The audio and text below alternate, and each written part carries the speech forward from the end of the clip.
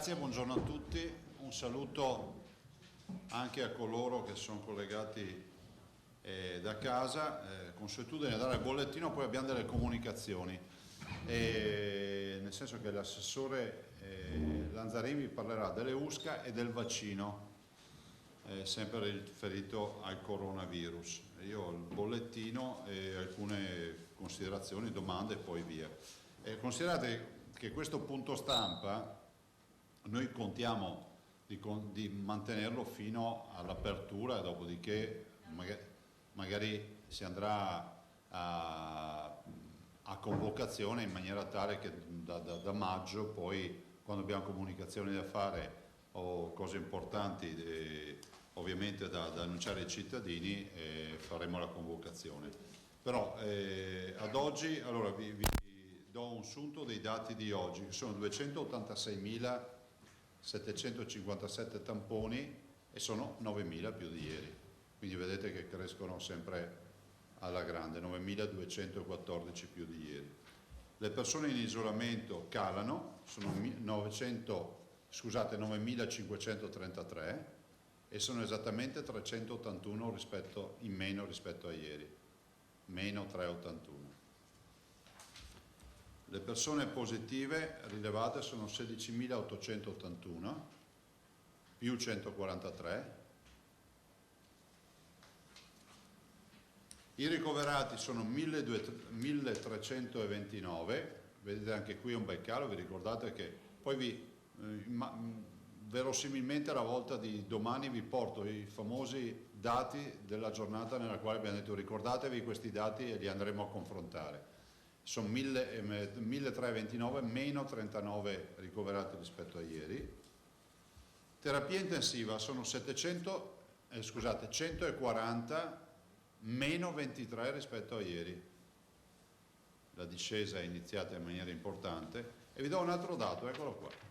Questi sono i non Covid, cioè abbiamo più pazienti non coronavirus nelle terapie intensive, 217, rispetto a quelli coronavirus che sono 140. Vi ricordo che 2 settimane fa erano il doppio quelli coronavirus rispetto a quelli non coronavirus.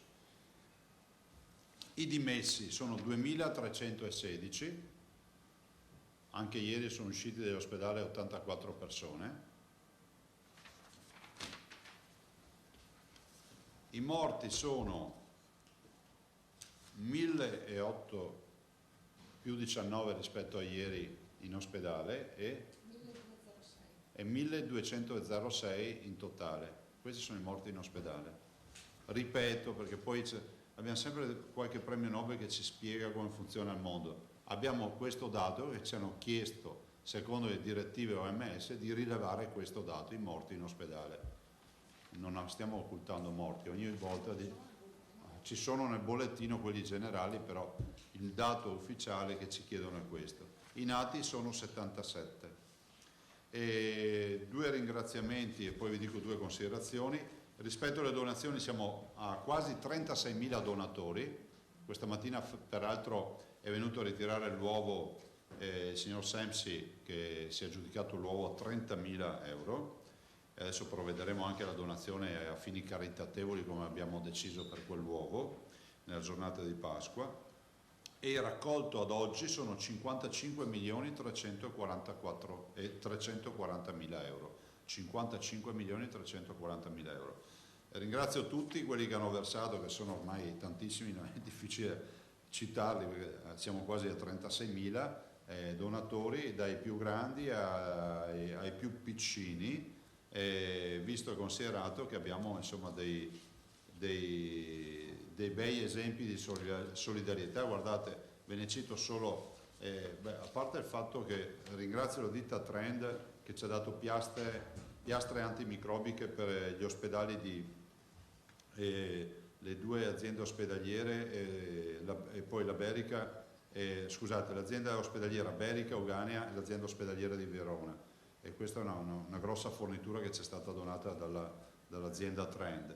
Ma volevo anche ricordarvi, peraltro, altre 2, tra le valanghe di materiale che arriva dai bimbi, e li ringrazio per le donazioni, c'è un esempio che è particolarissimo, che è questo di una ragazzina di 12 anni che si chiama Enrica Dalla Francesca, e dice: facendo ginnastica artistica mi sono rotta una caviglia il 25 novembre.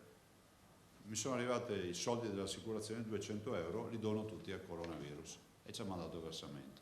Questa è una bimba di 12 anni che ha rinunciato al suo indennizzo per il danno.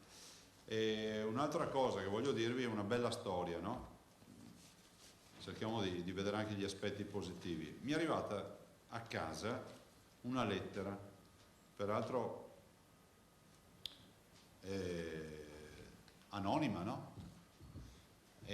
Ma non sono solo negative lettere anonime, e scrive: abitanti di Mura. Mura è una frazione di Cison di Valmarino, e scrive: guardi, io le volevo segnalare una cosa straordinaria che è accaduta da noi. Nel pieno della crisi del coronavirus, mi scrive, immagino questa signora, penso sia una signora da come scrive, sì, dovrebbe essere una signora, mi dice: una mattina ci siamo svegliati e in tutte le cassette della posta di questo paesetto, a iniziare dagli anziani, abbiamo trovato questa mascherina, che è fatta ovviamente in cotone, anche con una decorazione, e mi dice: io penso che sia giusto ricordare che una persona che lavora già col mondo della disabilità e quant'altro, e mi dice il nome, quindi io lo dico, Mirka Biz, notte tempo, senza dire niente a nessuno, ha regalato a tutti una mascherina, facendole di notte, tutte le notti, costruendo mascherine per gli abitanti di Mura. E penso che questo sia assolutamente una bella storia. E me ne ha mandata una e funzionano, perché fra l'altro sono anche comodissime. Dopo farete un tutorial anche su questa, fatta in cotone, e peraltro ha raccontato anche un episodio che questa signora, penso di aver capito, avesse un problema a un piede, quindi ha dovuto anche lavorare poi col piede, diciamo non quello che utilizza di solito per azionare la macchina per cucire, e quindi ha superato anche le difficoltà. È una bella storia, guarda, la lettera è molto bella, evito di leggerla tutta, però è bella, profonda, e soprattutto valorizza un bel gesto, quindi ci tenevo a ricordarlo. Peraltro faccio un'ultima comunicazione di servizio.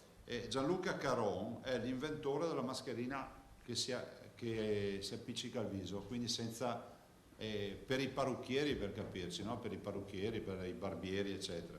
E siccome io ho citato questo esempio di mascherina, giustamente ho detto: se potete ricordare che l'ho inventata io, che non vorrei che qualcuno pensasse che fosse farina nel sacco di qualcun altro. Basta, Gianluca Caron, questo signore che è ovviamente del mondo degli acconciatori, che ha inventato questa mascherina adesiva, quindi evita problemi durante le sedute dal parrucchiere, dal barbiere, quello che è.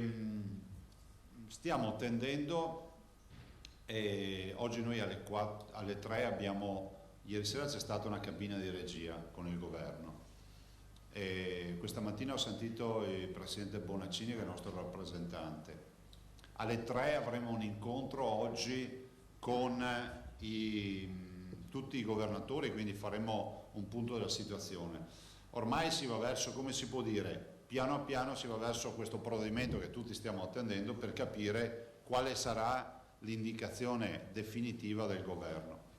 Allora, se qualcuno mi dovesse chiedere, io penso che i dati del Veneto ci dimostrino due cose: che siamo in grado di affrontare un'apertura da un punto di vista clinico, sanitario, per l'organizzazione che ci siamo andati. Anzi, tre cose. La prima, la civiltà e il senso, come si può dire, del rispetto delle regole che i nostri cittadini hanno dimostrato. La seconda, il territorio e la struttura sanitaria che è in grado di rispondere. La terza, direi, una storia sanitaria. Se voi pensate che dall'apertura, diciamo, ultima, che è stata quella più importante, di aziende che sono aperte con le deroghe e quant'altro, ormai abbiamo una storia di almeno 15 giorni di storia sanitaria del virus, con l'apertura, quindi senza lockdown, senza chiusura totale. E in questi 15 giorni noi abbiamo tutte le curve che vanno in giù. Quindi vuol dire che ad oggi, dopo 15 giorni, non raccogliamo i nuovi infettati rispetto a 15 giorni fa. Questo non vuol dire che il virus non ci sia, questo non vuol dire che si debba abbassare la guardia, che la si debba prendere sotto gamba tutta questa vicenda, ma diciamo che con gli accorgimenti, e non mi stancherò mai di dirlo, della mascherina ad esempio, ci si mette tranquillamente in sicurezza. Punto, mi fermo qui.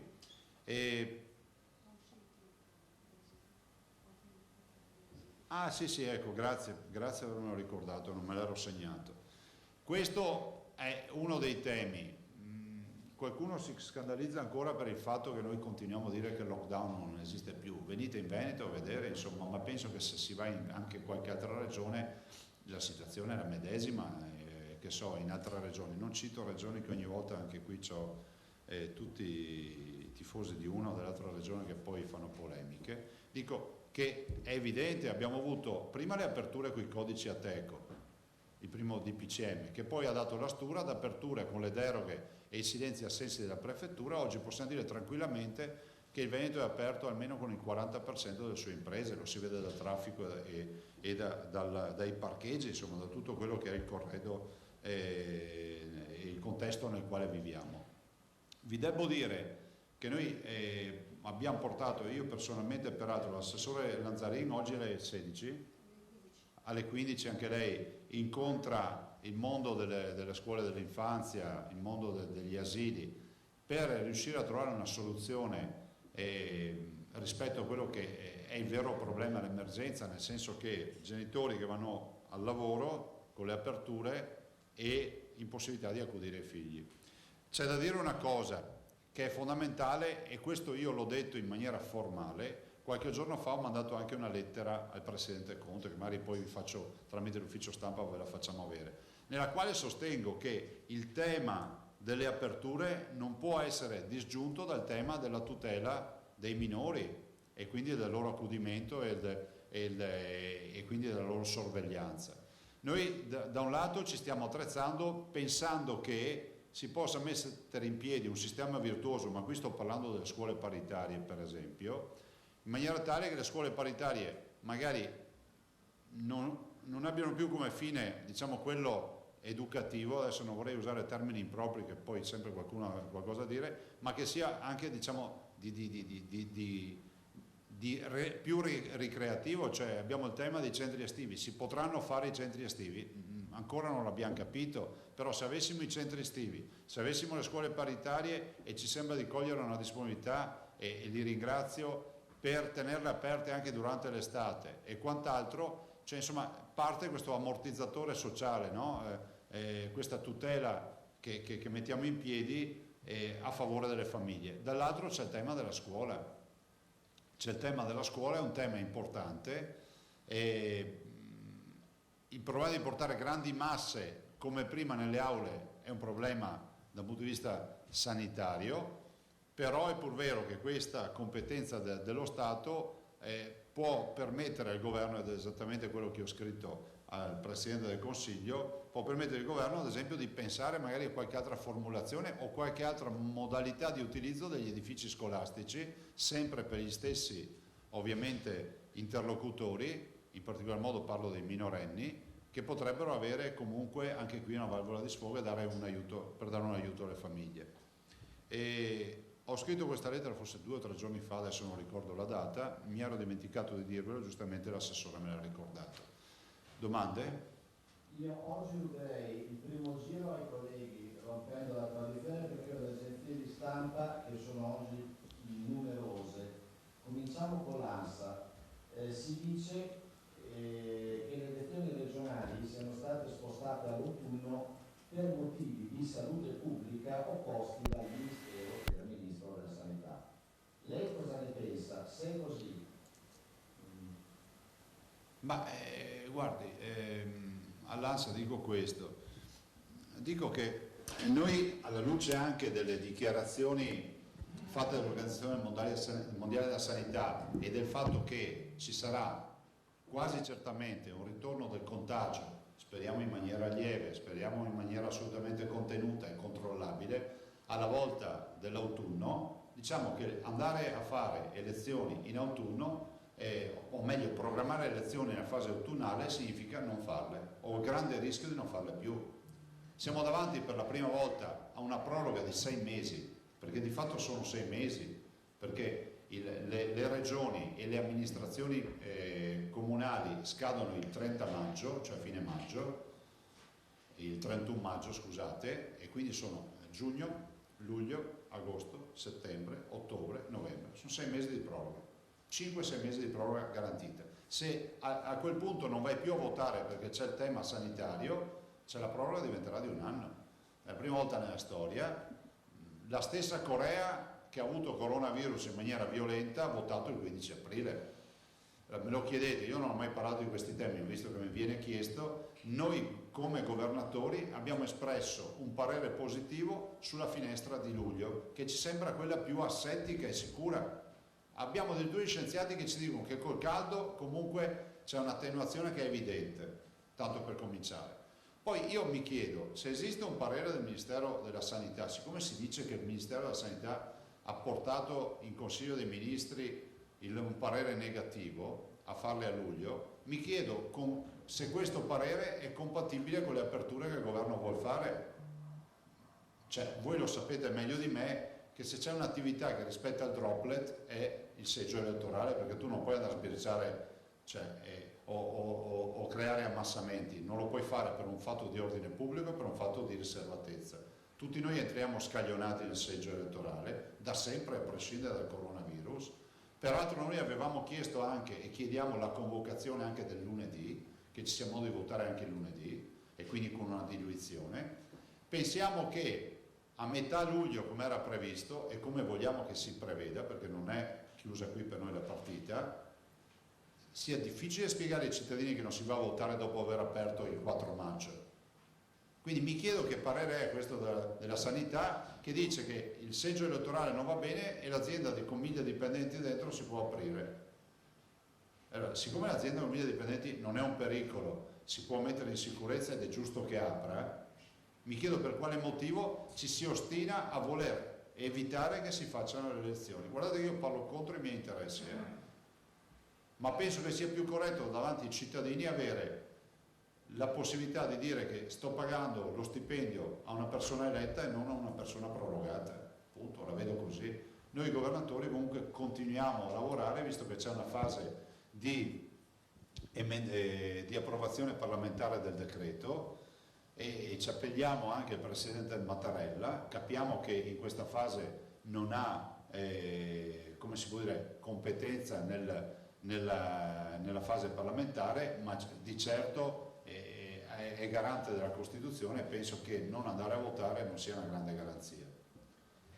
Il piano segreto del governo, sempre ANSA, lei ne era stato informato? No. Cioè, guardate, io l'ho letto anch'io sui giornali e c'è da tirare gli occhi, anzi ho tirato gli occhi quando ho letto che c'era un piano segreto da determinate del genere. Guardi, io penso, e non ho mai fatto polemica, però penso che se è vero, tanto si chiarisca se è vero o no e il Ministro lo chiarisca velocemente. Se è vero, è altrettanto vero che è gravissimo che quantomeno, come si può dire, la plancia di comando, chi ha la responsabilità della sanità, è gravissimo che non sia stato informato.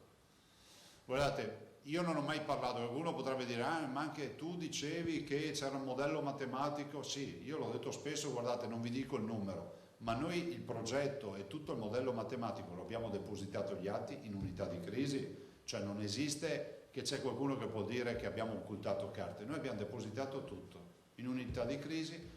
Era un modello matematico, lo possiamo dire, che prevedeva alla volta, adesso passatemela l'imprecisione, alla volta di marzo, penso verosimilmente verso il 20, una roba del genere, 600 terapie intensive, un po' più avanti, erano 600, e poi il massimo quanto si arrivava a terapie intensive, lo ricordi? No, all'inizio si arrivava a 800. 800 terapie intensive col primo modello, Covid. Voi capite che sarebbe stato un crash, cioè noi non ce l'abbiamo 800 terapie intensive, non ce l'avevamo 800 terapie intensive più le terapie intensive normali. Questo era il nostro modello, ma una proiezione fatta dal 22, 23, 24 di febbraio, cioè dai primi giorni. Ovviamente non teneva conto delle restrizioni, del fatto che i veneti si sarebbero comportati correttamente rispetto alle regole date, e quindi il lavoro di tutti, vi ricordate, io dicevo sempre, la vera cura siamo noi contro il coronavirus, e l'abbiamo dimostrato. Se arrivavamo a 800 Covid in terapia intensiva, coronavirus, significava che purtroppo si doveva mettere qualcuno nelle condizioni di decidere che paziente attaccare alle macchine e chi no. E io vi ho sempre detto, noi lotteremo perché questo non accada mai. Adesso ci siamo strutturati, siamo in grado anche di subire una botta da 800 terapie intensive, ma non ci si mette un giorno ad allestire 800 terapie intensive. Vi do solo un dato, perché qualcuno può dire, ma le dovevi avere. L'azienda ospedaliera di Padova, tutte, Camici, quelli, ne utilizzava 950 al mese. Oggi l'azienda ospedaliera di Padova ne utilizza 4500 al giorno. Capite? La programmazione è stata tutta sballata. Adesso noi abbiamo 6 mesi di magazzino con i DPI, con i dispositivi, con mascherine. Abbiamo comprato 24 milioni e mezzo di mascherine. Abbiamo allestito terapie intensive, abbiamo un magazzino con ventilatori per fare altre terapie intensive. Ovvio che dopo, oltre un certo limite, non riesce più ad andarsi perché mancheranno i medici, mancheranno le assistenze, ma insomma, se tu arrivi a un migliaio di persone in terapia intensiva vuol dire che il Veneto o è a letto o è in ospedale, cioè sono numeri paurosi. Per cui dico che è fondamentale che il ministro chiarisca sta roba. Da amministratore, noi da amministratori ci poniamo un problema, cioè se è vero e se hanno occultato magari, come si può dire, la condizione peggiore che poteva capitare, no? Lo scenario peggiore, è giusto che noi lo sapessimo, perché tu se lo sai magari ti viene anche il genio di fare qualche programmazione magari avventurosa, capito? Cioè uno dice, boh, faccio l'ospedale da campo e vado a prendere tutte le case ATER vuote, svuoto delle palazzine e ci faccio, confisco tutti gli alberghi, faccio degli ospedali in alberghi, degenze, capite? Ma è grave se è così, è gravissimo se è così. Se ci fosse stato un piano, se c'è un piano come è stato annunciato, a questo punto non ho motivo di pensare che non ci sia, che traccia lo scenario peggiore e non c'è stato detto, è grave. Asca News dal MAS. Iniziano le proteste contro le misure governative. I commercianti di Vittorio Veneto in piazza il 4. Cresca anche in Veneto la tensione sociale se il governo non apre di più? Ma c'è già, nel senso che, fatto salvo le indicazioni del Comitato Scientifico Nazionale, dobbiamo prendere atto che Veneto ormai è mezzo aperto o quasi mezzo aperto. Prendiamone atto di questo.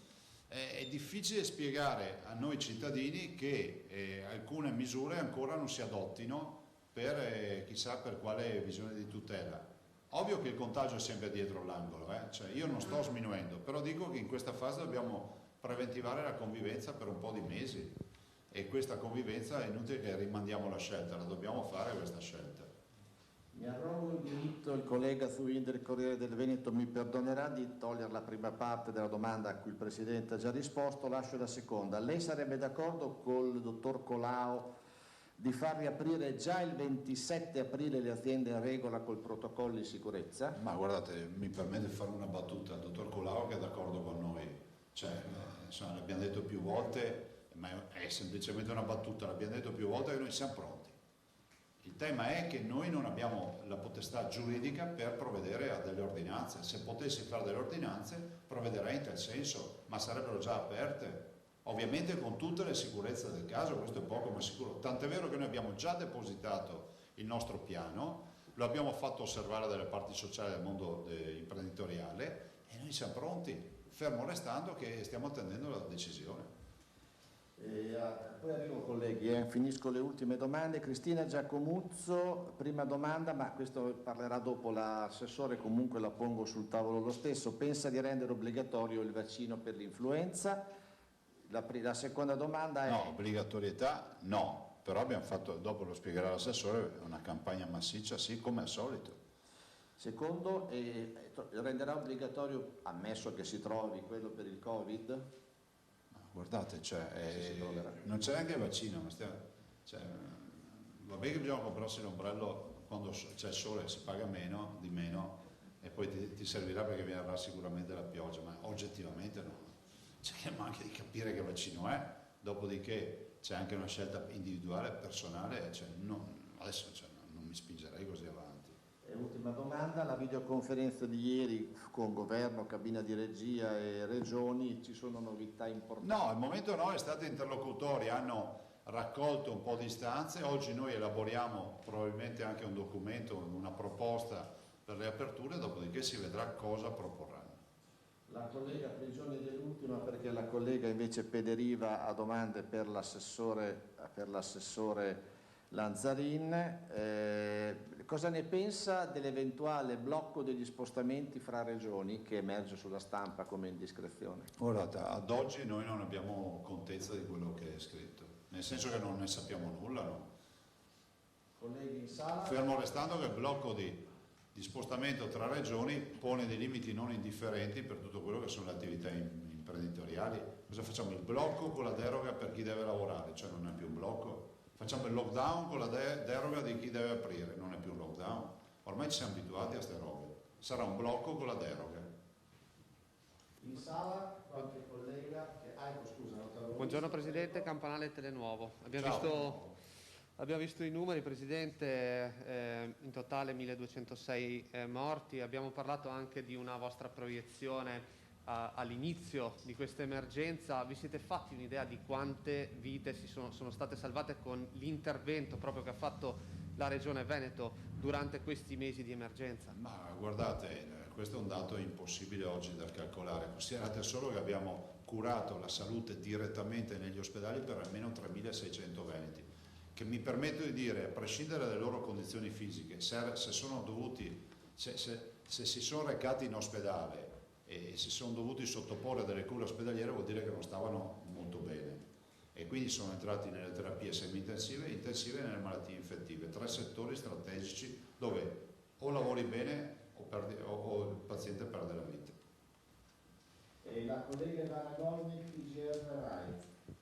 Nel senso che i nostri lavorano bene, ma dico che in quei settori si combatte tra la vita e la morte molto spesso. Non vorrei che poi venisse mal interpretato. E sono 2 domande, se non sbaglio ci sono 143 nuovi contagi nelle ultime 24 ore, che sono, penso, pochi. Sono tamponi che arrivano, sì, va bene. Sì, nonostante però ci sia questo macchinario da 10.000, quasi 10.000 tamponi a Padova, dunque evidentemente i tamponi vengono fatti. Sì. Questa cosa in qualche modo pregiudicherà i prossimi 2 weekend di primavera, il 25 aprile, 1 maggio, succederà qualcosa? Ma guardate, dipende dal governo, anche qui c'è qualcuno, non molti, qualcuno ancora non ha capito. Cioè non siamo noi a chiudere voglio ricordare che il governo ha fatto un DPCM, l'ultimo, che prevede le restrizioni che noi abbiamo. L'unica restrizione in più che ci ha messo il Veneto sono non aprire una settimana ma 2 giorni a settimana per le cartolerie, le librerie e i negozi per abbigliamento per bimbi. Basta. E scusate, i supermercati la domenica, null'altro. Cioè tutto il tema esco di casa, quanto distante va, cioè dipende tutto da quello che ci sarà scritto nel DPCM. Se poi il governo decide prima del 25 aprile, ho visto che ha già dato deroga per la festa del 25 aprile per le celebrazioni, no? Ho letto che c'è già una deroga e quindi si dà la possibilità di piccoli assembramenti per la commemorazione giustamente di questa che è stata la storia di una tragedia che non va dimenticata. Dico che può essere anche un segnale da leggere ancora più in positivo di quello che lo è già, e quindi pensare che magari ci sia anche la volontà di allentare già per il 25 aprile. Un'altra domanda, sempre per le cose che diceva prima della scuola, cioè qual è la sua idea che in qualche modo le scuole potrebbero aprire per cercare di aiutare le famiglie?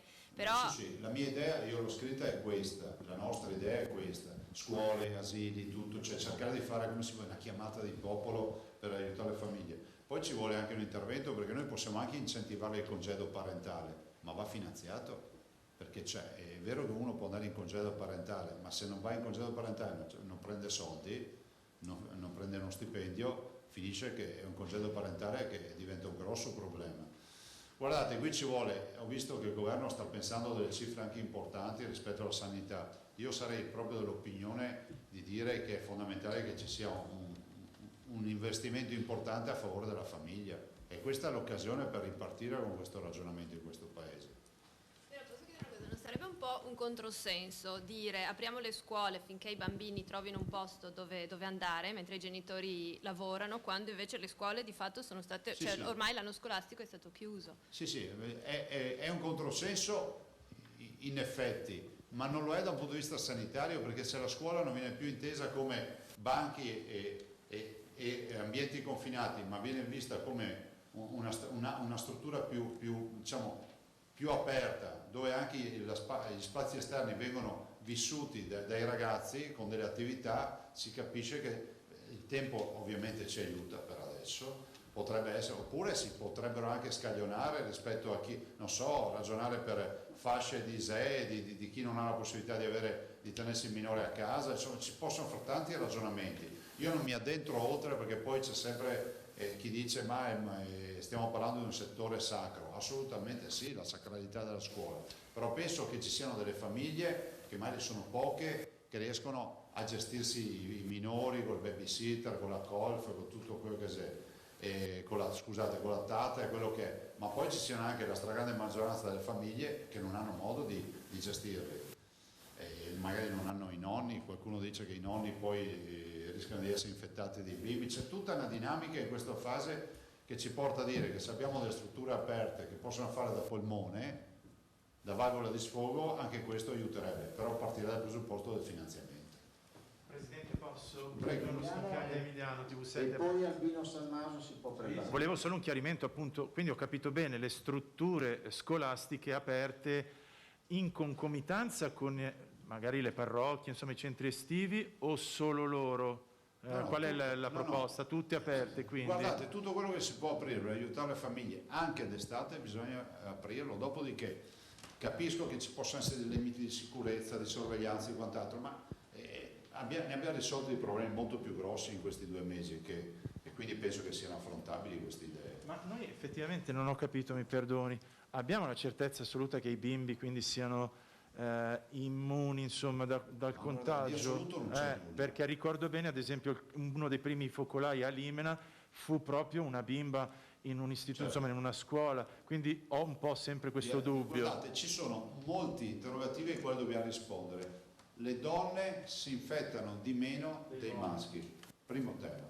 Lì c'è uno studio peraltro del professor Pagano che è correlato a un farmaco che lavora sull'enzima, che è lo stesso enzima che fa da vettore per il coronavirus, e il farmaco è quello contro il tumore alla prostata.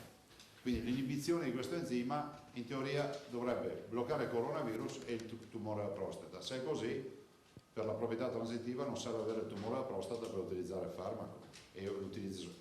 Vabbè, stanno facendo, quindi il tema è donne, uomini, bimbi. Poi c'è un grande tema che è quello, diciamolo fino in fondo, perché si leggono un sacco di cose che è giusto chiarire. Il test sierologico, cioè il prelievo del sangue, ricerca gli anticorpi neutralizzanti, ma noi dobbiamo ancora capire quanto la risposta anticorpale resisterà e dopo quanto tempo uno, se casomai accadrà, potrà anche reinfettarsi. Quindi dobbiamo capire anche quanto durerà questa dura una vita o dura un mese. Lo dico per tutti quelli che semplificano, dicono facciamo il prelievo del sangue e tutto a posto. Purtroppo non è così, io ho l'obbligo di dire queste robe. Lo dico anche alle tante imprese che mi dicono ma ho un laboratorio privato che mi propone il test sierologico. Bene, è una scelta, fallo. Però oggi il mondo della scienza sta cercando di capire, ad esempio, ve l'ho detto il professor Crisanti, quanto dureranno questi anticorpi e se dureranno. E poi ci sono altri temi, i bimbi sembra che non si infettino, perché a Vo, l'esperienza di Vo ci dice che l'infezione in nucleo familiare con infetti non c'è stata nei bimbi. Guardate, è molto strano questo virus, molto strano. Veloce a venire, avete visto veloce andare via e speriamo che non sia veloce a tornare. Albino Salmaso in partita di Padova. Grazie Presidente. Beh, mi pare Ciao, che Albino. che il tema del giorno sia appunto quello dell'eventuale apertura delle scuole come centri sociali, cioè qui vorrei capire bene, prima parlava di paritari che in Veneto sono estremamente diffuse, però coprono la fascia 0,6. ecco, dell'infanzia e appunto si può allargare perché parlando sempre di immunità pare che i bambini fino a 10 anni abbiano appunto una soglia di resistenza al virus molto più alta rispetto a quella degli adulti. Lei aspetta che il Presidente Conte prenda in esame la lettera che ha scritto con delle proposte operative, o comunque farà da solo? No, allora, da solo non possiamo fare, appunto. possiamo ragionare, lo sta facendo l'assessore Lanzarico, le scuole sui 0,6, quindi in particolar modo le scuole paritarie, perché le ho citate? Perché accudiscono, o meglio seguono, ospitano 90.000 bimbi in Veneto. Ma è Veneto un caso unico in questo senso. Dall'altro sulla scuola pubblica e la scuola dell'obbligo noi non abbiamo la competenza, cioè è il governo che deve intervenire. Io lo porto come contributo di idee, no? Se è vero che gli asili stanno ragionando ad essere, come si può dire, una valvola di sfogo per le famiglie anche durante l'estate, ci dicono vorrebbero affrontare mettere a contributo questa disponibilità. Dall'altro penso che sugli edifici scolastici ce li abbiamo, si potrebbe fare anche un altro ragionamento, fermo restando che le famiglie vanno sostenute anche economicamente in tutta questa partita. Questo è poco, cioè, alcune vivono un'autentica tragedia, questo è poco ma sicuro. Ecco, poi se posso, un'altra domanda è legata appunto alle mascherine. Lei pensa di fare una distribuzione ancora gratuita di mascherine, visto che sono obbligatorie? Il governo, mi pare che un sottosegretario Variati abbia detto che vanno regalate a tutti i cittadini, però mi pare che le forniture per il momento non lo consentano. Riuscite a fare... Noi abbiamo fatto distribuzione di 10 milioni di mascherine e sono diventate più famose non per il fatto sociale e non per il rispetto da parte di chi le ha donate e di chi le ha distribuite, penso a tutti i volontari della protezione civile, gli alpini, tutti quelli che hanno lavorato. E se ci sarà la possibilità, certo che continueremo a distribuire. Vedo, ieri ho fatto anche delle indagini, che comunque le mascherine adesso stanno arrivando e se arrivano sempre di più, insomma, si troveranno sempre più a prezzi accessibili, le troveremo dappertutto e si dovrebbe andare a regime. E l'ultima cosa, quella elettorale, i colleghi dell'ANSA... Giustamente Botasini dice, noi continuiamo a distribuire. Certo, sì, grazie. No, i colleghi dell'ANSA hanno fatto delle domande a cui lei ha dato risposte molto precise. Le volevo chiedere una cosa. Nel decreto però pubblicato l'altro giorno dal Consiglio dei Ministri, si consente alle regioni di eventualmente votare in via autonoma già dal 7 luglio. Ecco, lei e gli altri... Dal 7 luglio? No. Sì. No, ho sbagliato, dal 7 settembre. Ecco, 7 settembre, si scusi. Ecco, lei ha preso in considerazione questa ipotesi oppure a questo punto si rimette a questa ipotesi di election day? Guardate, io la vedo così, la vedo in maniera molto civile, nel senso che il governo nel decreto che ci ha fatto osservare prevedeva una finestra dedicata alle regioni e una finestra dedicata alle autonomie locali, quindi ai comuni. Le due finestre non si sovrapponevano mai, per cui era inevitabile che bisognasse fare una elezione regionale e poi dopo mesi una ovvero l'estiva, definiamola così, per le regioni e l'autunnale per i comuni. Oggi il governo è vero che dice che si può dal 7 di settembre, ma già il 7 ha degli impedimenti, non sto qui a spiegarvi perché ci sono feste varie che vanno rispettate giustamente. Quindi alla fine finisce che c'è il rischio che regionali e comunali si possano in teoria tenere a distanza di 20 giorni, un mese. A me sembra una cretinata, a quel punto è un election day, cioè, non ci vedo altre soluzioni. Noi continuiamo a dire che però questa scelta che fa il governo non dà garanzia che si vada a votare.